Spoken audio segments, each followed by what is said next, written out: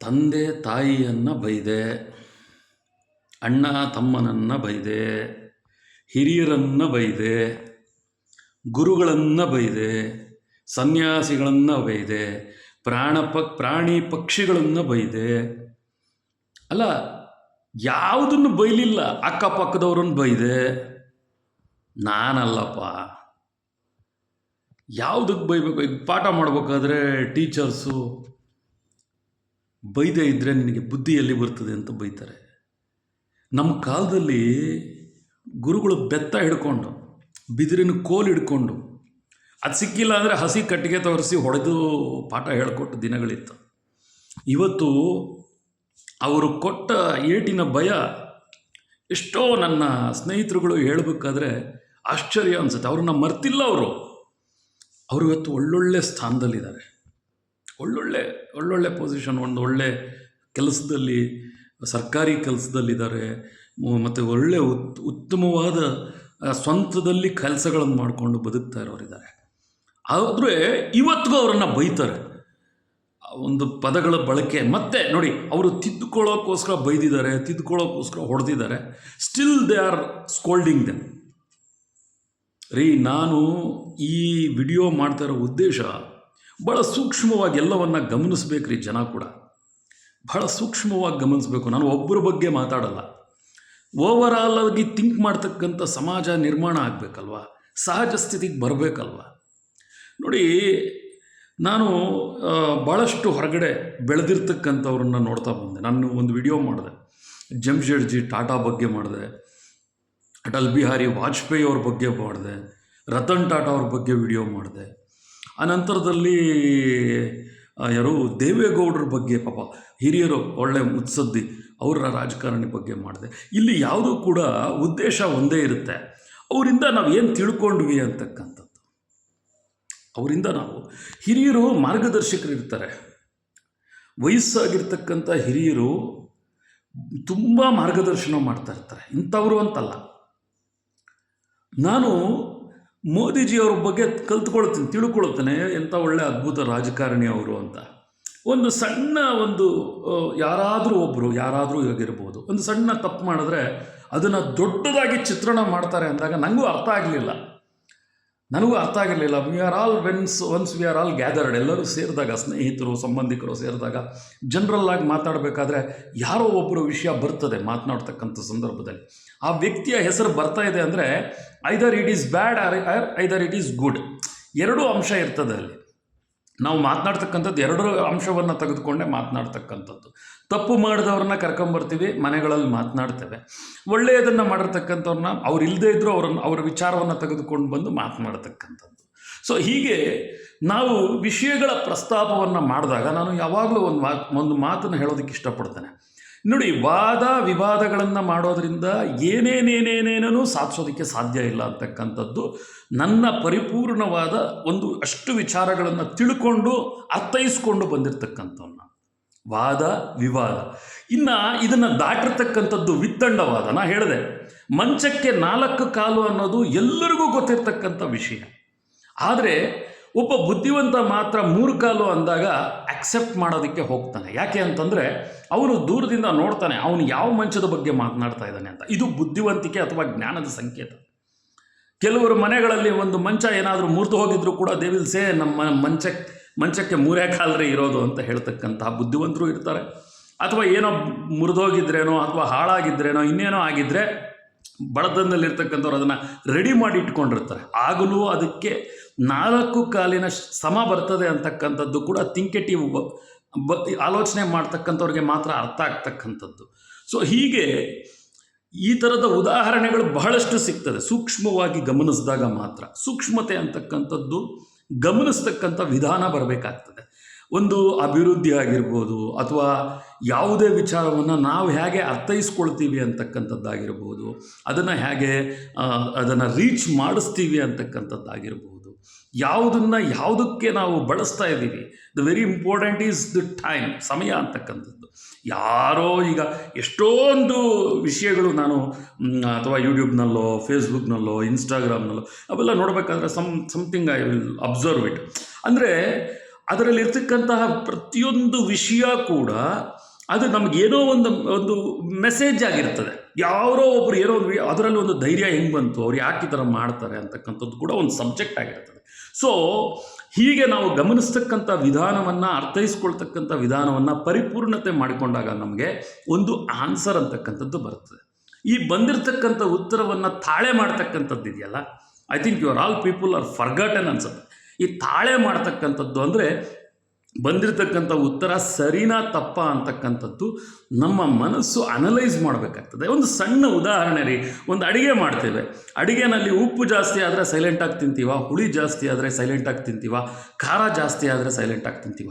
ದಿನಾ ರುಚಿಯಾದ ಅಡುಗೆ ಮಾಡ್ತಕ್ಕಂತಹ ತಾಯಿನೋ ಹೆಂಡತಿನೋ ಅಥವಾ ಅಡುಗೆಯವರೋ ಯಾರಾದರೂ ಆಗಿರ್ಬೋದು, ಅಲ್ಲಿ ಏನಕ್ಕೆ ವ್ಯತ್ಯಾಸ ಆಯಿತು ಅಂತಕ್ಕಂಥದ್ದನ್ನು ತಿಳ್ಕೊಳ್ತಕ್ಕಂಥ ಪ್ರಯತ್ನವನ್ನು ನಾವು ಮಾಡ್ತೀವಾ ಇಲ್ವಾ ಅನ್ನೋದೇ ಇಲ್ಲಿ ಪ್ರಶ್ನೆ. ಸೊ ಅಕಸ್ಮಾತ್ ವ್ಯತ್ಯಾಸ ಇದೆ ಅಂದರೆ ಅದಕ್ಕೊಂದು ಬಲವಾದ ಕಾರಣ ಏನೋ ಒಂದು ಇದ್ದೇ ಇರ್ತದೆ. ಸೊ ಹೀಗೆ ಹಲವಾರು ವಿಷಯಗಳನ್ನು ನಾವು ಸೂಕ್ಷ್ಮವಾಗಿ ಗಮನಿಸ್ತಕ್ಕಂಥದ್ದು ಇದೆಯಲ್ಲ, ಅದು ತಪ್ಪಲ್ಲ. ಆದರೆ ಯಾವುದೋ ಬೇಡದ ವಿಚಾರವನ್ನು ನಾವು ಸೂಕ್ಷ್ಮವಾಗಿ ಗಮನಿಸಿದಾಗ ಬೇಡದ ವಿಚಾರಗಳಿರ್ತದೆ, ಅನ್ನೆಸೆಸರಿ ಅಂತ ಹೇಳ್ತೇವೆ. ನಮಗೆ ಸಂಬಂಧವಿಲ್ಲದ ವಿಷಯಗಳನ್ನು ಸೂಕ್ಷ್ಮವಾಗಿ ಗಮನಿಸ್ತಕ್ಕಂತಹ ವಿಧಾನವನ್ನು ನಾವು ಅಭ್ಯಾಸ ಮಾಡಿಕೊಂಡ್ರೆ ಅಲ್ಲಿ ಕಲಿಕೆ ಇರ್ತದೆ. ಬಟ್ ಆದರೆ ನಾವು ನಮ್ಮ ಉದ್ದೇಶವನ್ನು ಅಥವಾ ನಮ್ಮ ಗುರಿಯನ್ನು ಅಥವಾ ನಮ್ಮ ಸಂಕಲ್ಪವನ್ನು ಅದಕ್ಕೆ ಹೆಚ್ಚಿನ ಸಮಯವನ್ನು ಮೀಸಲು ಮಾಡ್ತಾ ಇದ್ದೀವಿ ಅಂತಂದರೆ ಇಟ್ ವಾಂಟ್ ವರ್ಕ್ ಅಂತಕ್ಕಂಥದ್ದು. ಸೊ ನೋಡಿ ಸ್ನೇಹಿತರೆ, ನನ್ನ ಮಿತ್ರವೃಂದದ ಸ್ನೇಹಿತರೆ, ಇಲ್ಲಿ ಎಲ್ಲ ಇದೆ. ಅದನ್ನು ನಾವು ಹೇಗೆ ಬಳಸ್ಕೊಳ್ತೀವಿ ಅಂತಕ್ಕಂಥದ್ದು ಬಹಳ ಅತ್ಯಮೂಲ್ಯವಾದದ್ದು. ಎಲ್ಲವೂ ಇದೆ, ಒಳ್ಳೆಯದಿರ್ತದೆ, ಕೆಟ್ಟದ್ದಿರ್ತದೆ, ಸರಿ ಇರ್ತದೆ, ತಪ್ಪಿರ್ತದೆ, ಸಮರ್ಥನೆ ಮಾಡ್ಕೊಳ್ತಕ್ಕಂಥದ್ದು ಇರ್ತದೆ. ತಪ್ಪಾಗಿದ್ದರೂ ಕೂಡ ಎಸ್ ಐ ಆಮ್ ರೈಟ್ ಅಂತಕ್ಕಂಥದ್ದು ಇರ್ತದೆ, ಎಸ್ ಐ ಆಮ್ ರಾಂಗ್ ಅಂತಕ್ಕಂಥದ್ದು ಇರ್ತದೆ. ಅದನ್ನು ಒಪ್ಕೊಳ್ತಕ್ಕಂಥ ಮನಸ್ಥಿತಿ ಇರಬೇಕಾಗ್ತದೆ, ಇಲ್ಲ ನಾವು ಅದನ್ನು ಎದುರಿಸ್ತಕ್ಕಂಥ ಮನಸ್ಥಿತಿ ಕೆಲವೊಂದು ಸಲ ಇರಬೇಕಾಗ್ತದೆ. ಯಾಕಿದೆಲ್ಲ ಆಗುತ್ತೆ ಅಂತಂದರೆ ಸಹಜವಾಗಿ ಒಂದು ಸೂಕ್ಷ್ಮತೆಯನ್ನು ಗಮನಿಸ್ಕೊಂಡು ಬಂದಾಗ ಮಾತ್ರ ಅದು ಸರಿನಾ ತಪ್ಪ ಅಂತ ಅನಲೈಸ್ ಮಾಡ್ತಕ್ಕಂಥ ವಿಧಾನ ನಮ್ಮಲ್ಲಿ ಬೆಳೆಸ್ಕೊಳ್ಳೋದಕ್ಕೆ ಸಾಧ್ಯ ಆಗುತ್ತೆ. ಯಾಕೆ ಎಲ್ಲರೂ ಕೂಡ ಕೆಲವನ್ನ ವಿರೋಧಿಸಲ್ಲ? ಯಾಕೆ ಕೆಲವರು ಎಲ್ಲವನ್ನೂ ಅಕ್ಸೆಪ್ಟ್ ಮಾಡ್ಕೊಂಡ್ಬಿಡ್ತಾರೆ? ಯಾಕೆ ಕೆಲವರು ಯಾವುದೋ ಒಂದು ಬೇಡದ ವಿಚಾರಕ್ಕೆ ಹೋಗ್ತಾರೆ? ಯಾಕೆ ಕೆಲವರು ಬೇಡದ ವಿಷಯಕ್ಕೆ ಹೋಗೋದಿಲ್ಲ? ಇದೆಲ್ಲ ಕೂಡ ಅದು ತುಂಬ ವಿಷಯಗಳನ್ನು ಗ್ಯಾದರ್ ಮಾಡಿಕೊಂಡು ಬಂದಿರತಕ್ಕಂತಹ ಒಂದು ಔಟ್ಪುಟ್ ಆಗಿರುತ್ತೆ. ಒಬ್ಬ ವ್ಯಕ್ತಿ ಇದಕ್ಕೆ ಹೋಗ್ತಾರೆ, ಅದಕ್ಕೆ ಹೋಗ್ತಾರೆ, ಯಾಕಕ್ಕೆ ಹೋಗ್ತಾರೆ ಅಂತಕ್ಕಂಥದ್ದು ದ ಎನ್ವಿರಾನ್ಮೆಂಟ್ ಡಿಸೈಡ್ಸ್. ಅವರು ಬೆಳೆದಿರ್ತಕ್ಕಂಥ ವಾತಾವರಣ, ಅವನ ಮನೆಯ ವಾತಾವರಣ, ಅವನ ಜೀವನ ವಿಧಾನ, ಅವನು ಕಲ್ತಿರ್ತಕ್ಕಂಥ ವಿದ್ಯೆ, ಅವನು ಏನು ಮಾಡಬೇಕು ಅಂದ್ಕೊಂಡಿರ್ತಕ್ಕಂಥ ಸಂಕಲ್ಪ, ಇದೆಲ್ಲ ಕೂಡ ಗ್ಯಾದರ್ ಆದರೆ ಮಾತ್ರನೇ the person who are watching. ನೀವು ಯಾರನ್ನಾದರೂ ನೋಡಿ, ಅವರು ಯಾರೋ ಒಬ್ಬರು ಪೆನ್ ಸಿಕ್ಕಿದ ತಕ್ಷಣ ಡ್ರಾಯಿಂಗ್ ಮಾಡೋಕ್ಕೆ ಹೋಗ್ತಾರೆ, ಪೆನ್ ಸಿಕ್ಕಿದ ತಕ್ಷಣ ಇನ್ನೇನೋ ಬರೆಯೋಕ್ಕೆ ಹೋಗ್ತಾರೆ, ಇನ್ನು ಕೆಲವರು ಗೋಡೆ ಮೇಲೆ ಬರೆಯೋಕ್ಕೆ ಹೋಗ್ತಾರೆ, ಕೆಲವರು ಸುಮ್ಮನೆ ಕೂತಿರಲ್ಲ, ಯಾವುದೋ ಪೇಪರ್ ಇದ್ದರೆ ಕಿತ್ತಾಕೊಂಡು ಹೋಗ್ತಿರ್ತಾರೆ, ಇನ್ನೇನೋ ಮಾಡ್ಕೊಂಡು ಹೋಗ್ತಿರ್ತಾರೆ. ಯಾಕಿದೆಲ್ಲ? ಯಾಕೆ ಅವ್ರ ಕೈ ಸುಮ್ಮನಿರಲ್ಲ? ಏನೋ ಮಾಡ್ತದೆ, ಎಲ್ಲೇನೋ ಮಾಡಬೇಕಾಗಿರೋದನ್ನು ಇಲ್ಲೆಲ್ಲೋ ಏನೋ ಮಾಡ್ಕೊಂಡು ಹೋಗ್ತಕ್ಕಂಥ ವಿಧಾನಗಳಿದೆ ನೋಡಿ. ದಟ್ ಈಸ್ ವೆರಿ, ಒಂದು ಕಡೆ ಅದು ಯೂಸ್ಫುಲ್ ಆಗ್ಬೋದೇನೋ, ಪ್ರಾಕ್ಟೀಸ್ ಅನ್ಬೋದೇನೋ, ಅಥವಾ ಇನ್ನೊಂದು ಕಡೆ ಅದು ಹಾರ್ಮ್ಫುಲ್ ಅಂತ ಕೂಡ ಹೇಳ್ಬೋದು. ಯಾವುದಕ್ಕೆ ಏನೋ ಮಾಡೋಕ್ಕೆ ಹೋದಾಗ it will impact on every once ಅಲ್ವಾ. ನೋಡಿ, ಇಟ್ಸ್ ಜಸ್ಟ್ ಒಂದು ವಿಷಯಾಧಾರಿತವಾದಂತಹ ಒಂದು ಏನು ಹೇಳ್ತೀವಿ ಇದನ್ನು, ಅರ್ಥಗರ್ಭಿತವಾಗಿರ್ತಕ್ಕಂಥದ್ದು. ಯಾರಿಗೆ ಅಂತಂದರೆ ಅರ್ಥ ಮಾಡ್ಕೊಳ್ಳೋವಂಥವ್ರಿಗೆ ಇಂಥ ವಿಷಯಗಳು ಸೂಕ್ಷ್ಮವಾಗಿ ಗಮನಿಸಬೇಕಾಗತ್ತೆ. ಏನು ಹೇಳಿದೆ, ಯಾಕೆ ಹೇಳಿದೆ, ಏನಿರ್ತದೆ ಇದರಲ್ಲಿ, ಏನು ಸಬ್ಜೆಕ್ಟ್ ಇರ್ಬೋದು, ಇದನ್ನು ನಿಮಗೆ ಯಾವ ರೀತಿ ಅನ್ವಯ ಆಗಬೇಕು, ಒಳ್ಳೆಯದಕ್ಕೆ ನಾ ಹೇಳ್ತಾ ಇರ್ತಕ್ಕಂಥದ್ದು ಸೂಕ್ಷ್ಮವಾಗಿ ಗಮನಿಸ್ತಕ್ಕಂಥದ್ದು it is very important in your life. ಗಾಡಿ ಸ್ಟಾರ್ಟ್ ಮಾಡಬೇಕಾದ್ರೆ ಹೋಗ್ತಾ ಇರ್ತೀವಿ ನಾವು, ಹಿಂದೆ ನೋಡೋಲ್ಲ ಮುಂದೆ ನೋಡೋಲ್ಲ, ಸಮ್ಟೈಮ್ಸ್ ಇಟ್ ವಿಲ್ ಆಫ್. ಇದು ಸೂಕ್ಷ್ಮ ವಿಚಾರನೇ. ನಿನ್ನ ಸಮಯ ವೇಸ್ಟ್ ಆಗ್ತಕ್ಕಂಥದ್ದು ಎಲ್ಲಿ ಅಂದರೆ, ನೀನು ಅರ್ಜೆಂಟ್ ಹೋಗೋ ಟೈಮಲ್ಲಿ ಗಾಡೀಲಿ ಪೆಟ್ರೋಲ್ ಇಲ್ಲ ಅಂತಂದರೆ, ಅಥವಾ ಗ್ಯಾಸ್ ಇಲ್ಲ ಅಂತಂದರೆ, ಅಥವಾ ಇನ್ನೇನೋ ಇಲ್ಲ ಅಂತಂದರೆ ನಿನ್ನ ಸಮಯ ಅಲ್ಲ, ನಿನ್ನ ಭವಿಷ್ಯ ನಿರ್ಣಯ ಆಗಿಬಿಡುತ್ತೆ. ಕೆಲವೊಂದು ಟೈಮಲ್ಲಿ ಸಡನ್ನಾಗಿ ಆಫ್ ಆಯಿತು, ಎಲ್ಲೋ ನಿಂತೋಯ್ತು, ಮತ್ತೇನೋ ಆಯಿತು, ಅದರಿಂದ ಬೇರೆಯವ್ರಿಗಳಿಗಾಗ್ತಕ್ಕಂಥ ತೊಂದರೆಗಳೆಷ್ಟು. ಸೊ ಇದೆಲ್ಲ ಕೂಡ ಒಂದು ಆಗುತ್ತೆ, ಅನಿವಾರ್ಯವಾಗಿ ಯಾವಾಗೋ ಒಂದು ಸಲ ಆಗೋದು ಬೇರೆ ಇರ್ತದೆ. ಬಟ್ ಎಲ್ಲ ಸಮಯದಲ್ಲೂ ಕೂಡ ಮಿಸ್ಟೇಕ್ಸ್ ಆಗ್ತಕ್ಕಂಥದ್ದು ಅನ್ನೋದು that is really not good for the ಏನೋ ಒಂದು ಸಂದರ್ಭಗಳಲ್ಲಿ ಆದಾಗ ಅದು ರಿಪೀಟೆಡ್ ಆಗ್ತಾ ಇದೆ ಅಂತಂದರೆ ಸಮಥಿಂಗ್ ಇಟ್ ಈಸ್ ರಾಂಗ್ ಅಂತ ಹೇಳಿ. ಸೊ ದಟ್ ಎಲ್ಲರಿಗೂ ಕೂಡ ಮತ್ತಷ್ಟು ವಿಚಾರಗಳನ್ನು ನಿಮ್ಮೊಂದಿಗೆ ಹಂಚ್ಕೊಳ್ಳೋದಕ್ಕೆ ಇಷ್ಟಪಡ್ತಾ ನೋಡಿ, ISTA ಇಷ್ಟ ಫಣೀಂದ್ರ, ಓಕೆನಾ. ಸೊ ಈ ಇಷ್ಟ ಅಂತಕ್ಕಂಥದ್ದು ಇಟ್ಸ್ ಎ ಬ್ರ್ಯಾಂಡ್.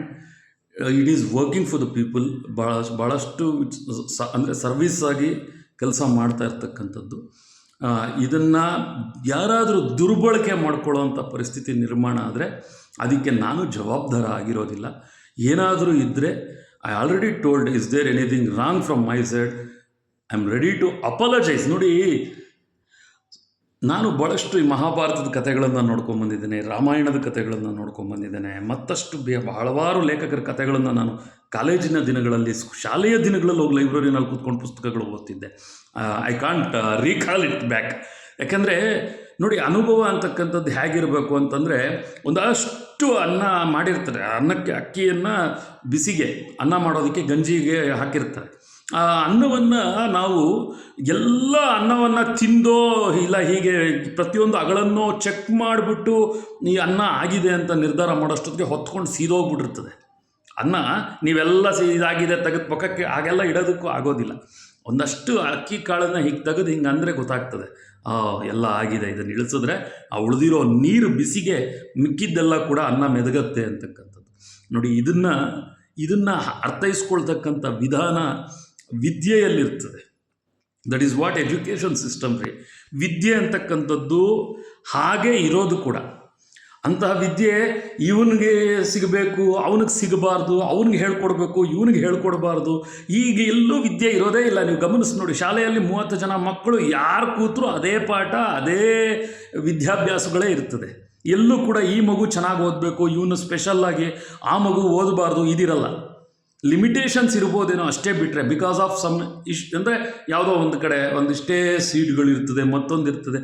ಇದೆಲ್ಲ ಕೂಡ ಯಾತಕ್ಕಾಗಿರುತ್ತೆ ಅಂದರೆ ಅಲ್ಲಿನ ಸಾಂದರ್ಭಿಕವಾಗಿ ನಡೆದಿರ್ತಕ್ಕಂಥ ಘಟನಾವಳಿಗಳು ಇರಬಹುದೇನೋ ಆಗಲಿ. ಎಲ್ಲೂ ವಿದ್ಯೆಯನ್ನು ನೀನು ಮಾತ್ರ ಚೆನ್ನಾಗಿ ಕೇಳು ಅಂತ ಹೇಳಲ್ಲ. ನೀವೆಲ್ಲ ಗಮನಿಸಿರ್ಬೋದು, ಕೆಲವು ವಿದ್ಯಾರ್ಥಿಗಳು ಏನು ಮಾಡ್ತಾರೆ, they will go personally, they meet the teachers. ಮಧ್ಯಾಹ್ನದ ಹೊತ್ತು ಊಟದ ಸಮಯದಲ್ಲೋ ಅಥವಾ ಸಾಯಂಕಾಲ ಕ್ಲಾಸ್ ಬಿಟ್ಟ ಸಮಯದಲ್ಲೂ ಕೂಡ ಅದು ಸ್ವಯಂವಾಗಿ ಬರಬೇಕಾಗಿರ್ತಕ್ಕಂಥದ್ದು. ಗುರುಗಳನ್ನು ಹಿಡ್ಕೊಂಡ್ಬಿಡ್ತಾರೆ, ನಮಗಿದು ಅರ್ಥ ಆಗಿಲ್ಲ ಹೇಳ್ಕೊಡಿ ಅಂತ. ಯಾರೋ ಒಂದು 3 ವಿದ್ಯಾರ್ಥಿ ಅಥವಾ 4 ವಿದ್ಯಾರ್ಥಿ, ಒಬ್ಬನೇ ವಿದ್ಯಾರ್ಥಿ ನನಗೆ ಇದು ಅರ್ಥ ಆಗಿಲ್ಲ, ಇದನ್ನು ಹೇಳ್ಕೊಡಿ ಅಂತ ಹೇಳಿಬಿಟ್ಟು ಕ್ಲಾಸ್ ರೂಮ್ಗೆ ಓಡಿ ಆ ಮಿಸ್ ಎಲ್ಲಿ ಹೋಗ್ಬಿಡ್ತಾರೋ ಅಥವಾ ಮಾಸ್ಟರ್ ಎಲ್ಲಿ ಹೋಗ್ಬಿಡ್ತಾರೋ ಅಥವಾ ಲೆಕ್ಚರರ್ಸ್ ಎಲ್ಲಿ ಹೋಗ್ಬಿಡ್ತಾರೋ ತಿಳ್ಕೋಬೇಕು ಅಂತ ಹೇಳಿ. ಅಂಥ ಸ್ಥಿತಿನಲ್ಲಿ ಅದು ಅವನ ಆಸಕ್ತಿ ಆಗಿರ್ತದೆ. ವಿದ್ಯೆ ಅಂತಕ್ಕಂಥದ್ದು ಆಸಕ್ತಿ. ವಿದ್ಯೆ ಅಂತಕ್ಕಂಥದ್ದು ಪ್ರತಿಯೊಬ್ಬರಲ್ಲೂ ಇದೆ. ಇವತ್ತು ಯಾರಲ್ಲಿ ವಿದ್ಯೆ ಇಲ್ಲ ಹೇಳಿ ನೋಡೋಣ. ಬುದ್ಧಿ ಇರ್ತಕ್ಕಂಥ ಪ್ರತಿಯೊಬ್ಬ ಜೀವಿ, ಹೊಟ್ಟೆ ಹಸಿವು ಅಂತಕ್ಕಂತಹ ಪ್ರತಿಯೊಬ್ಬ ವ್ಯಕ್ತಿ ಅವನ ಹೊಟ್ಟೆಯನ್ನು ತುಂಬಿಸ್ಕೊಳ್ಳೋದಕ್ಕೆ ಒಂದು ವಿದ್ಯೆಯನ್ನು ಕಲ್ತ್ಕೊಂಡಿರ್ತಾನೆ. ಅದು ಏನು ಹೇಳ್ತಾರೆ, ಜಾಬ್ ಆಗಿರ್ತಕ್ಕಂಥದ್ದು, ಸ್ವಂತ ವೃತ್ತಿ ಆಗಿರ್ತಕ್ಕಂಥದ್ದು, ಇಲ್ಲ ದೊಡ್ಡ ದೊಡ್ಡ ಉದ್ಯೋಗಗಳಿದೆ. ಅದಕ್ಕೆ ಆದಂತಹ ಬೇರೆ ಬೇರೆ ಹೆಸರುಗಳಿರ್ತದೆ. ಅವರ ಸ್ಥಾನಕ್ಕೆ ತಕ್ಕಂತಹ ಒಂದೊಂದು ಹೆಸರುಗಳನ್ನು ಕೊಟ್ಟಿರ್ತಾರೆ. ಆ ವ್ಯಕ್ತಿ ಹೀಗೆ, ಆ ವ್ಯಕ್ತಿಗೆ ಈ ಸ್ಥಾನ. ನೀವೆಲ್ಲ ಒಂದು ಟೆಂಡರಿಂದ ಹಿಡಿದು ಮೇಲ್ಗಡೆ ಟಾಪು ಯಾರೋ ಏನಂತ ಹೇಳಿದ್ರೆ ದೊಡ್ಡ ದೊಡ್ಡ ಪೊಸಿಷನ್ಗಳವರೆಗೂ ಕೂಡ ಅದಕ್ಕೆ ಹುದ್ದೆಗಳು, ಅದು ಅವರ ಒಂದು ಕರ್ತವ್ಯ ನಿರ್ವಹಣೆ ಅಂತಕ್ಕಂಥದ್ದು. ಸೊ ಹೀಗೆ ಎಲ್ಲರಿಗೂ ಕೂಡ ವಿದ್ಯೆ ಮತ್ತು ಉದ್ಯೋಗದ ಅವಕಾಶಗಳು ಇದ್ದೇ ಇರ್ತದೆ. ಅದರ ಅಭಾವ ಆದಾಗ ಅದರ ಸೃಷ್ಟಿ ಮಾಡ್ತಕ್ಕಂಥವ್ರು ಮಾಡಬೇಕಾಗತ್ತೆ. ಮಾಡಲಿಲ್ಲ ಅಂತಂದರೆ ತಮಗೆ ತಾವೇ ಸೃಷ್ಟಿ ಮಾಡ್ಕೋಬೇಕಾಗ್ತದೆ. ಬಹಳಷ್ಟು ಉದ್ಯೋಗಗಳಿರ್ತದೆ, ಹುಡುಕೊಂಡು ಹೋದರೆ ಕಾಣಿಸ್ತಕ್ಕಂಥದ್ದು, ಅದಕ್ಕೆ ಆಪ್ಷನಲ್ ಆಗಿ ಇಟ್ಕೊಳ್ತಕ್ಕಂಥದ್ದು. ಸೊ ಹೀಗೆ ಒಂದು ಜೀವನ ವಿಧಾನವನ್ನು, ಜೀವನ ಶೈಲಿಯನ್ನು ರೂಪಿಸ್ಕೊಳ್ತಕ್ಕಂಥದ್ದು. ಯಾವುದು ಇದಿಲ್ಲ, ಇದು ಯಾಕಿಲ್ಲ, ಇದು ಹೀಗಿಲ್ಲ, ಅದಕ್ಕೆ ಏನು ಬೇಕೋ ಅದಕ್ಕೆ ಪೂರಕವಾಗಿ ನಿರ್ಮಾಣ ಮಾಡ್ಕೊಳ್ತಕ್ಕಂಥದ್ದೇ ಜೀವನ. ಇರೋದರಲ್ಲಿ ಜೀವನ, ಅದನ್ನು ಬೆಳೆಸ್ಕೊಳ್ತಕ್ಕಂಥದ್ದು ಜೀವನ. ಅದಕ್ಕೆ ಹಾಕ್ತಕ್ಕಂತಹ ಆ ಒಂದು ಹಾದಿ ಜೀವನ. ಅದಕ್ಕೆ ನಮ್ಮ ಆಯ್ಕೆ ಏನಿದೆ ಅಂತಕ್ಕಂಥದ್ದು. ವಿಶೇಷವಾಗಿ ಆ ವಿದ್ಯೆ ಕೊಡ್ತಕ್ಕಂತಹದ್ದು ನಾವು ಶಾಲೆಯಲ್ಲಿ ಕೂತು ಓದಿದ್ದೇವೆ ವಿದ್ಯೆ ಅಂದ್ಕೊಳ್ತೀವಿ. ಹಾಗಿಲ್ಲ. ವಿದ್ಯೆ ಶಾಲೆಯಲ್ಲಿ ಕೂತ್ರೆ ಮಾತ್ರ ಬರ್ತದೆ ಅಂತಕ್ಕಂಥದ್ದಲ್ಲ. ಮನೆಯಲ್ಲಿ ಮಾಡ್ತಕ್ಕಂತಹ ಅಡಿಗೆ ಮುಂದೊಂದು ದಿನ ಯಾರೋ ಒಬ್ಬರಿಗೆ ಹೋಟೆಲ್ ನಡೆಸ್ತಕ್ಕಂತಹ ಒಂದು ದಾರಿಯನ್ನು ತೋರಿಸ್ಬೋದು. ಅದು ಆಸಕ್ತಿ. ನಾನು ಹೀಗೂ ಬದುಕಬಹುದು ಅಂತಕ್ಕಂಥದ್ದು. ಮತ್ತಿನ್ನೇನೋ ಮಾಡಿರ್ತಾರೆ ಮನೆಯಲ್ಲಿ, ಏನೋ ಒಂದು ಕಲ್ತಿರ್ತಾರೆ. ಅದು ಅವರನ್ನು ಇನ್ನೊಂದು ಹೆಜ್ಜೆ ಮುಂದಕ್ಕೆ ಕರ್ಕೊಂಡು ಹೋಗ್ತದೆ. ಅಂದರೆ ಒಳ್ಳೆಯ ಉದ್ದೇಶದಲ್ಲಿ, ಒಳ್ಳೆಯ ಹಾದಿಯಲ್ಲಿ ಹೋಗೋದಕ್ಕೆ ಭಾಳಷ್ಟು ಅವಕಾಶಗಳು ನಮ್ಮಲ್ಲಿದೆ ಅನ್ನೋದಕ್ಕೋಸ್ಕರ ಇಂತಹ ಒಂದು ವಿಡಿಯೋವನ್ನು ಮಾಡಬೇಕು ಅನ್ನಿಸ್ತು. ನಿಮ್ಮೆಲ್ಲರ ಸಹಕಾರ ನಾನು ನಿಜವಾಗಲೂ ಕೂಡ ಯಾವ ಪದವನ್ನು ಉಪಯೋಗಿಸ್ಬೋದೋ ನಿಮಗೆಲ್ಲ ಅರ್ಥ ಆಗಿದೆ ಅಂದ್ಕೊಳ್ತೇನೆ. ಇಲ್ಲಿ ಒಂದು ಪದ ಇರ್ತದೆ. ಸೊ ದ್ಯಾಟ್ 100% ನಾನು ಇನ್ನಷ್ಟು ವಿಷಯಗಳನ್ನು ಗ್ಯಾದರ್ ಮಾಡಿ ನಿಮಗೆ ಕೊಡ್ತಕ್ಕಂಥ ಪ್ರಯತ್ನವನ್ನು ನಿರಂತರವಾಗಿ ಮಾಡ್ತಾ ಇರ್ತೇನೆ. ಭಾಳಷ್ಟು ವರ್ಷಗಳಿಂದ ಹಲವಾರು ಹೊಸ ಪ್ರದೇಶಗಳಿಗೆ ಹೋಗಿರ್ತಕ್ಕಂಥದ್ದು ಅದೆಲ್ಲ ಕೂಡ ಇದೆ. ಮುಂದಿನ ದಿನಗಳಲ್ಲಿ ಇನ್ನಷ್ಟು ಹೊಸ ವಿಡಿಯೋಗಳು, ಹೊಸ ಚಿತ್ರಣಗಳು, ಮತ್ತು ಅಪರೂಪವಾಗಿರ್ತಕ್ಕಂಥದ್ದೇನಾದರೂ ಇದೆಯಾ ಅಂತ, ಅಪರೂಪವಾಗಿರ್ತಕ್ಕಂಥದ್ದಿದ್ದರೆ ಅದನ್ನು ಕೂಡ ನಿಮಗೆ ತೋರಿಸ್ತಕ್ಕಂತಹ ಒಂದಷ್ಟು ವಿಚಾರಗಳನ್ನು ನನ್ನ ವಿಡಿಯೋಗಳಲ್ಲಿ ನೀವು ನೋಡ್ತೀರಾ ಅಂತಕ್ಕಂಥದ್ದನ್ನು ಮಾತ್ರ ನಾನು ಹೇಳಬಲ್ಲೆ. ಆನಂತರದಲ್ಲಿ ನಾನು ಮಾಡತಕ್ಕಂತಹ ಯಾವುದೇ ವಿಡಿಯೋ ಕೂಡ ಯಾರನ್ನೂ ಉದ್ದೇಶಪೂರ್ವಿತವಾಗಿ ಮಾತನಾಡ್ತಾ ಇರ್ತಕ್ಕಂಥದ್ದಲ್ಲ. ಅದು ಎಂದೆಂದಿಗೂ ಸಾಧ್ಯ ಇಲ್ಲ. ಯಾರನ್ನೂ ಉದ್ದೇಶಿಸಿ ಮಾಡ್ತಾ ಇರ್ತಕ್ಕಂಥ ವಿಡಿಯೋಗಳಲ್ಲ. ನಾನು ಅಥವಾ ನನ್ನ ವಿಡಿಯೋಗಳನ್ನು ಇಷ್ಟಪಟ್ಟಿರ್ತಕ್ಕಂಥವರಿಗೆ ಮಾತ್ರ. ಈಗ ನೋಡಿ, ಒಂದು ಲೈಬ್ರರಿಗೆ ಹೋದರೆ ಒಂದು ಪುಸ್ತಕ ಬೇಕು ಅಂತ ಹುಡ್ಕೊಂಡು ಹೋಗ್ತಾರೆ. ಆ ಪುಸ್ತಕ ಬೇಕು ನನಗೆ ಅಂತ ತೆಗೆದುಕೊಳ್ಳೋದಕ್ಕೆ ಅವರು ಅಲ್ಲಿ ಹೋದಾಗ ಆ ವಿಡಿಯೋ ಅವರಿಗೆ ಸಿಗುತ್ತೆ. ಹಾಗೆ ನನ್ನ ವಿಡಿಯೋ ಕೂಡ ಯಾರಿಗೆ ಅವಶ್ಯಕತೆ ಇದೆ ಅವರಿಗೆ ಸಿಗತಕ್ಕಂಥದ್ದಾಗಲಿ, ಎಲ್ಲರಿಗೂ ಕೂಡ ಅನ್ವಯ ಆಗ್ತಕ್ಕಂಥದ್ದಲ್ಲ. ಸೊ ಅದರಿಂದ ನನ್ನ ವಿಡಿಯೋಗಳಲ್ಲಿ ಏನಾದರೂ ನಿಮಗೆ ಈಗ ಕೆಲವೊಂದು ವಿಷಯಗಳಿರ್ತದೆ ಅರ್ಥ ಆಗದೇ ಇರತಕ್ಕಂಥದ್ದು, ಅಥವಾ ನಾನು ಹೇಳಿದ್ನಲ್ಲ ಇನ್ನಷ್ಟು ವಿಚಾರಗಳು ಗಾಂಭೀರ್ಯವಾಗಿರ್ತಕ್ಕಂಥದ್ದು ಏನಾದರೂ ಇದ್ದಲ್ಲಿ ದಯವಿಟ್ಟು ನನಗೆ ತಿಳಿಸಿ. ನಾನು ಇಷ್ಟಕ್ಕೆ ಮೊದಲೇ ನನ್ನ ಫೋನ್ ನಂಬರ್ ಹೇಳಿದ್ದೇನೆ, ನನ್ನ ವಿಡಿಯೋದಲ್ಲಿ ಇರ್ತದೆ. So you can go there and collect that number, call ಮಾಡಿ. ಏನಾದರೂ ವಿಷಯದಲ್ಲಿರ್ತಕ್ಕಂತಹ ವಿಚಾರಗಳೇನಾದರೂ ಅನ್ನೋದು ಬೇರೆ ರೀತಿಯಲ್ಲಿ ಅರ್ಥೈಕೆ ಆಗಿದೆ ಅಂತಂತಂದರೆ I will give the convince for that. ಅಂದರೆ ನನ್ನ ಉದ್ದೇಶ ಅದಲ್ಲ, ನೀವು ಅರ್ಥ ಮಾಡ್ಕೊಳ್ತಕ್ಕಂಥ ವಿಧಾನ ಅಲ್ಲ ನನ್ನ ಯಾವುದೇ ವಿಡಿಯೋಗಳು ಕೂಡ. ನನ್ನ ವಿಡಿಯೋ ಕೂಡ ಎಲ್ಲರಿಗೂ ಕೂಡ ಅದು ಅವಕಾಶವಾಗಲಿ, ಅನುಕೂಲವಾಗಲಿ ಅಂತ ಮಾಡ್ತಾ ಇರ್ತಕ್ಕಂಥದ್ದು. Keep on watching. ನೋಡಿ, ISTA ಇಷ್ಟ ಫಣೀಂದ್ರ. Keep on watching. ಮತ್ತಷ್ಟು ವಿಷಯಗಳು, ಮತ್ತಷ್ಟು ಹಲವಾರು ಅರ್ಥಗರ್ಭಿತ ವಿಚಾರಗಳನ್ನು ನಿಮ್ಮ ಮುಂದೆ ತೆಗೆದುಕೊಂಡು ಬರೋದಕ್ಕೆ ಇಷ್ಟಪಡ್ತಾ ಮತ್ತೊಂದು ಇಷ್ಟದ ವಿಡಿಯೋ ಬರ್ತಾ ಇರ್ತದೆ. ಥ್ಯಾಂಕ್ಸ್.